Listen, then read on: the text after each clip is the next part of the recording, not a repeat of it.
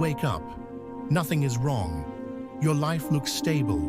You have responsibilities, maybe even achievements. People around you would say you're doing fine. So why does it feel like something is missing? Why does everything feel flat?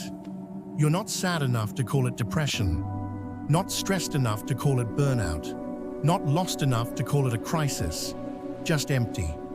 And that emptiness is harder to explain than pain. You still show up, you still function, you still smile when needed.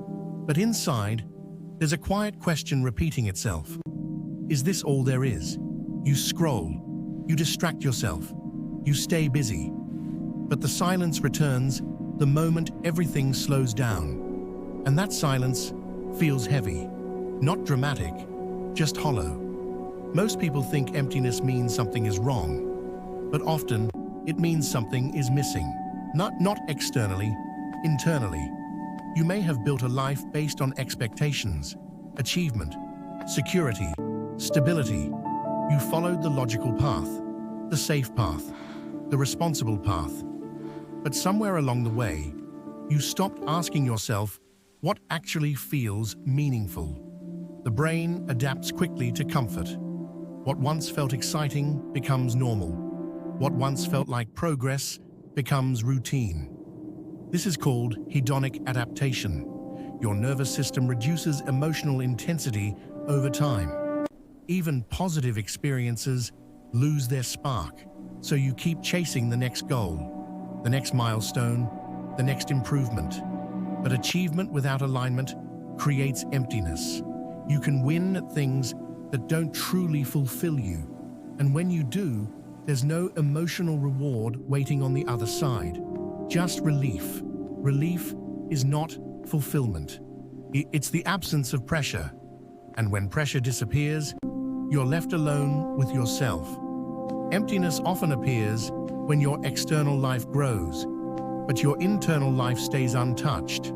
You're productive, but disconnected, busy, but uninspired, surrounded by activity, but detached from meaning.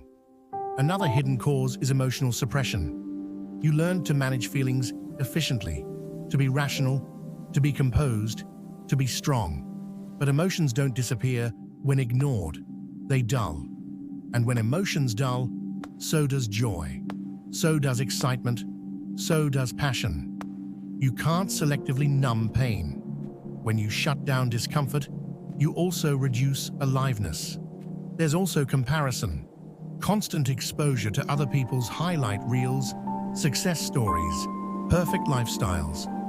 It trains your brain to measure your life against illusions. Even when your life is objectively fine, it can feel inadequate. And slowly, gratitude turns into restlessness. The trap is this. When life looks fine, you feel guilty for feeling empty. You tell yourself you should appreciate what you have.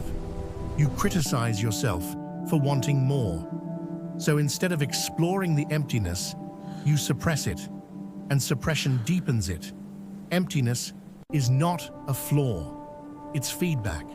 It's your mind asking, are you connected to what you're doing, or are you just maintaining it? The turning point comes when you stop trying to eliminate the feeling and start listening to it.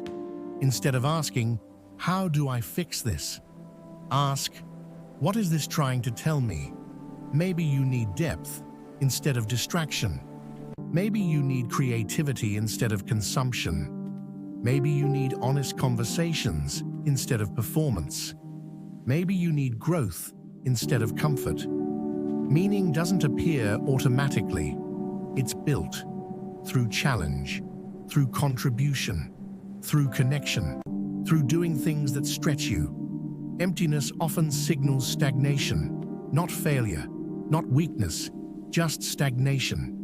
The resolution is not dramatic change, it's intentional change. Small shifts, new discomfort, new learning, new risks.